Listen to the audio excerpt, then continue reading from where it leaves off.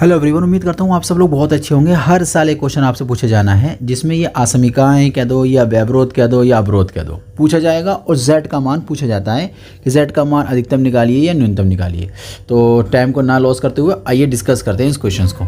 बहुत आसान क्वेश्चन है, देखने में बहुत ही टफ लग रहा है आपको कि z का इतना बड़ा फंक्शंस 8,000 12,000 है ना, ऐसा कुछ नहीं है। इन सॉल्व करने का बड़ा आसान तरीका क्या होता है मैं आपको समझाता हूँ। सबसे पहले दी गई असमीकाएं जो है ना उनको समीकरणों में लिख दो। दी गई असमीकाओं को समीकरणों में बदलने पर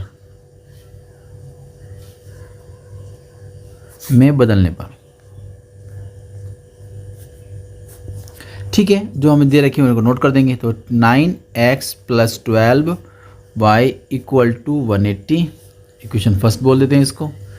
सेकंड इक्वेशन हमारे पास दे रखी है 3x + 4y = 60, ये समीकरण नंबर सेकंड हो जाएगी। थर्ड है हमारे पास x + 3y = 30। ये हमारे पास तीन समीकरण हो गई हैं। अब हमें ना इनका ग्राफ बनाना है बस। तो मैं आपको समझाता हूँ हमें सिर्फ क्या करना है। समीकरण एक के लिए हम काम करते हैं, हमें सिर्फ 2 पॉइंट चाहिए एक रेखा को ड्रॉ करने के लिए। तो हमने क्या काम करा, एक बॉक्स तैयार करा। इस बॉक्स में हम सिर्फ 2 पॉइंट रखेंगे। आपकी मर्ज़ी, आप कैसे भी पॉइंट यहाँ ले सकते हो। जो मुझे अच्छे लगते हैं वो अच्छे लगते हैं एक्सिस पर। एक बार एक्स एक्सिस पर लेंगे तो y का मान 0, जब y एक्सिस पर लेंगे तो x का मान 0। ठीक है, आप समझने की कोशिश करिएगा। जब समीकरण एक में मैं ये वाला a पॉइंट निकालना चाहता हूँ तो यहाँ पर y का मान 0 लेना है। तो समीकरण एक तो ये है, इसमें y का मान 0 ले लो। तो बचा है कितना, 9x = 180। 9 से काटेंगे इसको तो 20 टाइम चला जाएगा। ठीक है, इसका मतलब x का जो मान आ जाएगा वो 20 आ गया। तो यहाँ पर आप लिख दीजिए कि x = 20 आ जाएगा। अगर हम लोग इस वाले पॉइंट को निकालना चाह रहे हैं b पॉइंट को, तो यहाँ पर x का मान तो 0 है समीकरण एक के अंदर। तो यहाँ पर x का मान क्या कर देंगे, 0 कर देंगे। तो बचेगा हमारे पास कितना, और 12y = 180 बचेगा। और y का मान निकालेंगे तो भाई 180 अपॉन हो जाएगा 12। तो आप इसे ना कट करके देखिए, 12 से काट लीजिए, 12 कम 12 बचेंगे कितने, बचेंगे कितने, 6 बच जाएंगे, 12 बन 60 हो जाएगा। यानी कि y का मान आ जाएगा 15। ठीक है, 15 आ जाएगा y का मान। समीकरण एक के लिए 2 पॉइंट निकाल लिया आपने, ऐसी समीकरण 2 के लिए आप पॉइंट निकालिए। समीकरण 2 के लिए आप बात करेंगे, समीकरण 2 के लिए बात कर रहे हैं। ठीक है, एक फिर वो टेबल तैयार करते हैं हम लोग। तो यहाँ पर भी 2 पॉइंट कंसिडर कर लेंगे, एक सी ले लेंगे एक डी ले लेंगे। यहाँ पर x का मान और y का मान हम लोग दिखा देंगे। एक बार y को 0 दिखा देंगे, एक बार x को हम लोग 0 दिखा देंगे। ठीक है, समीकरण 2 हमारे पास ये रही। इस समीकरण के अंदर हम बात करेंगे, जब मैं y का मान 0 लूँगा तो ये खत्म हो जाएगा। मेरे पास आएगा 3x = 60। तो 3 से काटेंगे, 3 दूनी 20 आ जाएगा, यानी कि x का मान आ जाएगा 20। क्लियर है, कोई दिक्कत नहीं है। अब हम लोग क्या करेंगे, सेकंड मान निकालेंगे, x का मान को 0 कर देंगे, y = 4, y बराबर हो जाएगा 60। 4 से काटेंगे तो 4 × 4 = और बचेंगे कितने आपके पास 2। फिर आ जाएगा आपके पास 4 × 5 = 20। ठीक है, यानी कि यहाँ पर हो जाएगा आपके पास 15। ओके, अब समीकरण 3 की बारी करते हैं हम लोग। समीकरण आपकी 3 में हम काम करेंगे, समीकरण 3 के लिए। ठीक है, कोई दिक्कत नहीं है। हम ऐसी एक बॉक्स तैयार कर लेंगे अपना। इस बॉक्स में x y के मान डाल देंगे हम लोग। यहाँ लिखेंगे सी डी तक आ गया है ना, तो यहाँ लिख देंगे e और f, और यहाँ x और y। एक बार y का मान 0, एक बार x का मान 0। तो समीकरण में 3 में जब हम लोग y का मान 0 करेंगे तो x का मान कितना हो जाएगा, 30 हो जाएगा। तो ये तो क्लियर हो गया 30। ठीक है, तो यानी कि यहाँ तो 30 आ जाएगा। फिर हम लोग क्या करेंगे बताए, इसके मान को 0 करेंगे तो हमारे पास आ जाएगा 3y = 30। तो 3 × y बराबर आ जाएगा 10, यानी कि इस वाली कंडीशन में y का मान आ जाएगा 10। ओके, तो अभी हमने लाइन ड्रॉ कर ली। तो हम यहाँ देख पा रहे हैं कि भैया ये वाले जो पॉइंट्स आए एक्चुअली में ये पॉइंट दोनों बराबर हैं। तो कोई दिक्कत नहीं है, ये दोनों एक ही रेखाएं, एक ही जगह ग्राफ इनका बन जाएगा, एक ही रेखा बन जाएगी इनकी। ठीक है, इसकी रेखा अलग बन जाएगी। तो हमें सिर्फ ड्रॉ करनी है 2 रेखाएँ। तो सवाल तो देखा जाए तो आसान था। आइए ड्रॉ करते हैं हम लोग। सबसे पहले हम लोग क्या करते हैं, एक एक्सिस ड्रॉ कर लेते हैं और एक इधर वाली एक्सिस हम लोग ड्रॉ कर लेते हैं। ठीक है, ये हमारा मूल बिंदु हो जाएगा। हम लोग x का मान रखना चाह रहे हैं, तो x का मान यहाँ है 20, यहाँ है 20, यहाँ है 30। तो ऐसा करते हैं हम लोग 10 का गैप ले लेते हैं, 10 का गैप। तो 10 आ जाएगा, फिर यहाँ 20 आएगा, यहाँ 30 आ जाएगा और यहाँ 40 आ जाएगा। ठीक है। वाई की नहीं बात करते हैं, तो वाई की नहीं हम लोग देख पा रहे हैं कि यहाँ तो आ रहा है 15, यहाँ भी 15 आ रहा है और यहाँ आ रहा है 10। तो ऐसे करते हैं 5 का हम लोग गैप ले लेते हैं, सारे रिजल्ट हमारे आ जाएंगे। चाहो तो 10 का भी ले सकते हो, ऐसा नहीं है। 5 का ले लेंगे, 5 हो जाएगा, 10 हो जाएगा, 15 हो जाएगा, 20 हो जाएगा, बस काफ़ी है। चलो एक 25 भी हो जाएगा। ठीक है, इन पॉइंट को अब हम लोग शो कर देते हैं। समीकरण 1 की नहीं हम बात कर रहे हैं, पहले समीकरण 1 की नहीं हम लोग बात कर रहे हैं। तो समीकरण 1 में साफ साफ दिखाई दे रहा है कि भाई x का मान 20 और y का मान 0 कहाँ पर होगा। अगर हम लोग इसको शो करना चाहें तो वो होगा यहाँ। ठीक है, x का मान 20, y का मान 0, तो इसका पॉइंट का नाम है हमारा a। दूसरा है x का मान 0, y का मान 15, तो x का मान 0, y का मान 15 हमारा यहाँ होगा, पॉइंट हो जाएगा b। अब इन दोनों पॉइंट को मिलाती हुई एक लाइन आप ड्रॉ कर दीजिए। ठीक है, आप स्केल का इस्तेमाल करके इसको मिला दीजिए। तो हम लोगों ने क्या काम करा, इन दोनों लाइंस पॉइंट्स को मिलाती हुई एक लाइन ड्रॉ कर दी। ठीक है, हमारे पास आ चुकी एक लाइन। अब जैसे हमने लाइन ड्रॉ कर दी है ना, तो इसका नाम रख देते हैं, ये फर्स्ट हो गई, लेकिन ये सेकंड भी तो यही है ना, तो ठीक है फर्स्ट और सेकंड दोनों यही हो जाएंगी। ओके, इस तरीके से मैं कह रहा था। अब थर्ड तरीके की हम लोग बात करते हैं। थर्ड में x का मान 0, y का मान x का मान 30, y का मान 0, तो 30 0 हमारे पास रिजल्ट आएगा, ये आया।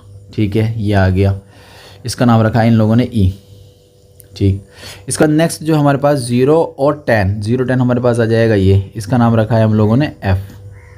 तो 0 और ये जो हमारा रिजल्ट है इसको हम लोग मिला देते हैं।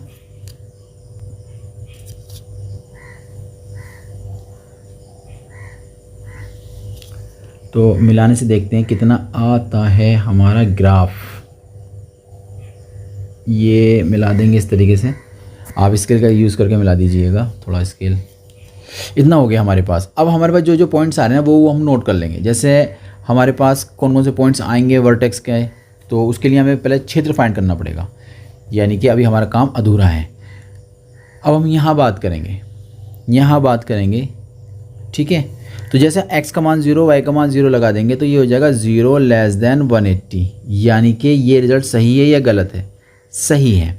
दोबारा फिर सुन लीजिए, x का मान 0 रखेंगे, y का मान 0 रखेंगे, रिजल्ट बन जाएगा आपका ये। तो ये बात सही आ रही है, इसका मतलब x बराबर 0, y बराबर 0 इस वाली आसमीका का हल है। तो मैं ये कहना चाह रहा हूँ कि जो रेखा फर्स्ट है उसके लिए 0,0 सॉल्यूशन है। तो ये जो ग्राफ बनाया जाएगा वो 0,0 की तरफ हमारा ड्रॉ हो जाएगा, यानी कि ये जो समीकरण 1 है इसे ग्राफ 0,0 की तरफ आ जाएगा। तो थोड़ा सा हम लोग पॉइंट्स में ऐसे लगा लेते हैं ताकि हमें पता रहे कौन सा क्षेत्र हमने लिया है। अब बात करते हैं दूसरी वाली की। दूसरा वाला फर्स्ट वाला तो सेम था, उसको तो लेना नहीं है। थर्ड वाले की बात करते हैं। तो x का मान 0, y का मान 0, जैसे लगाएंगे 0 लेस देन 30 हो जाएगा, यानी कि ये रिजल्ट भी हमारा सही आ रहा है, तो इसका सोल्यूशन भी 0 की तरफ बनेगा। तो इसके लिए भी रिजल्ट जो है 0 की तरफ आएगा। अब वो वाला क्षेत्र जहाँ पर क्या है कॉमन आना चाहिए, जहाँ पर कॉमन क्षेत्र आना चाहिए, तो कॉमन क्षेत्रों में साफ साफ दिखाई दे रहा है कि ये वाला तो इस वाले भाग में भी आ रहा है और इस वाली आसमीका के अंदर भी ये आ जाएगा। तो कुल मिलाकर जो हमारा कॉमन भाग मिला वो हमें ये मिल चुका है। ठीक है, ये हमारा जो है सुसंगत क्षेत्रफल मिल चुका है। तो अब हमें निकालना है z का मान। तो उसके लिए क्या करना पड़ेगा, जितने भी वर्टेक्स हैं, जितने भी हमारे वर्टेक्स हैं, शीर्ष हैं, उन सब के मान जो इसके अंदर आए। तो एक तो आया इसके अंदर a पॉइंट्स, पता है हम इसका मान क्या है। एक आया 0 पॉइंट, ये भी हम इसका मान पता है। एक आया यहाँ पर f, यानी कि ये मान हमें पता है, लेकिन हमें ये वाला पॉइंट जो है p हम इसको मान लेते हैं, ये हमें पता नहीं कितना होगा। तो हमें पहले p निकालना पड़ेगा, यानी कि समीकरण 1 और ये समीकरण 3 थी ना, समीकरण 1 और समीकरण 3 का कटान बिंदु निकाल लो, या 2 का और 3 का कटान बिंदु निकालो। तो ठीक है, समीकरण देखते हैं कौन सी आसान रहेंगी। ठीक है, 2 और 3 ले लेते हैं हम लोग। समीकरण 2 और 3 से हम लोग हल कर लेते हैं। ठीक है, समीकरण 2 व 3 से। ओके, तो समीकरण 2 व समीकरण 3 में क्या करना है, देखो हम ऐसा करते हैं, इसमें 3 से मल्टीप्लाई कर देते हैं, इसमें 3 से मल्टीप्लाई कर देंगे तो 3x हो जाएगा ये। तो ठीक है, हमारे पास आ जाएगा 3x + 9y बराबर 90। 3 से मल्टीप्लाई कर दिया हमने इसके अंदर, और फिर हमने इस वाले को माइनस कर दिया। तो सेकंड वाली थी हमारे पास 3x + का 4y बराबर था 60। माइनस कर देंगे दिस एंड दिस, ये कैंसिल आउट हो जाएगा। यहाँ बचेगा आपके पास 5y और यहाँ बचेगा आपके पास 0 और 3।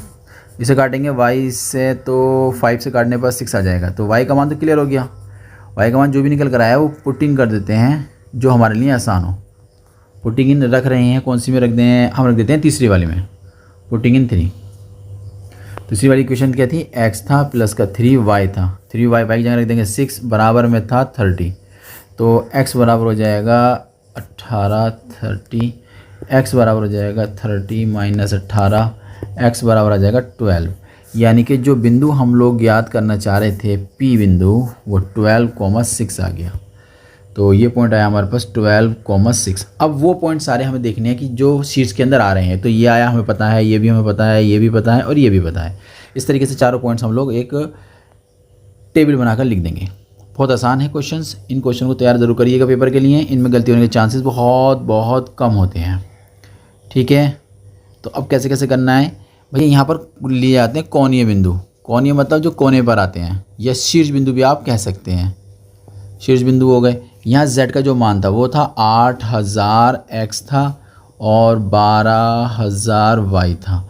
जो बिंदु आए उनमें से एक था 0,0 बिंदु था, एक बिंदु हमारा p भी आया था ना 12 और 6 वाला था, और एक बिंदु देखते हैं कौन सा था, एक बिंदु a था शायद, हाँ a था 20, यानी कि a था 20 और एक आया था f, वो था शायद 10, हाँ 0, 10, x का मान 0, y का मान 10। अब ये मान तुम इस समीकरण के अंदर रख दो, यहाँ पर रखेंगे x की जगह 0, y की जगह 0, तो रिजल्ट आ जाएगा 0। ठीक, कोई दिक्कत इसमें। अब जब x की जगह ये रखेंगे तो आ जाएगा, मल्टीप्लाई करेंगे 8000 गुणा 12 प्लस 12000 गुणा आपका 6। अब इसको सोल्व करके हम लोग निकाल लेंगे कितना आ जाएगा। तो 8 की मल्टीप्लाई करेंगे अगर हम लोग 12 ही करेंगे हम लोग 8 से, तो 96 हो जाएगा, यानी 96,000। तो इससे बना, इससे कितना बन जाएगा, सॉरी हाँ ठीक है, 12 की मल्टीप्लाई करिए आप 6 से, तो 12 की मल्टीप्लाई 6 से करते हैं तो 12 छंग 72,000 ये हो जाएगा। तो अगर मैं इन दोनों को ऐड करूँ, 72,000 को और 96,000 को अगर मैं ऐड करता हूँ तो कितना आना चाहिए। ठीक है, देखते हैं चलिए।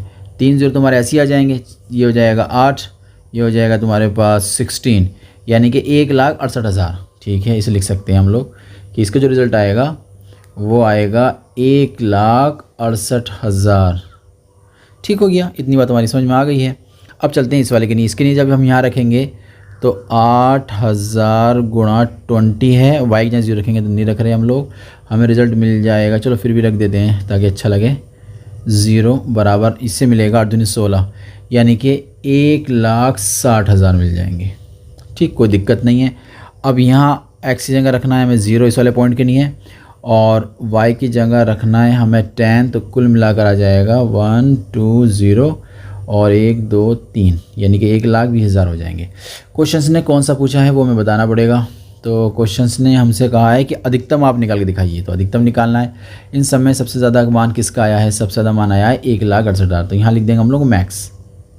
बस इतना हमारा हो जाएगा। लास्ट लाइन लिखनी हमें क्या है, हमें लिखना है अतः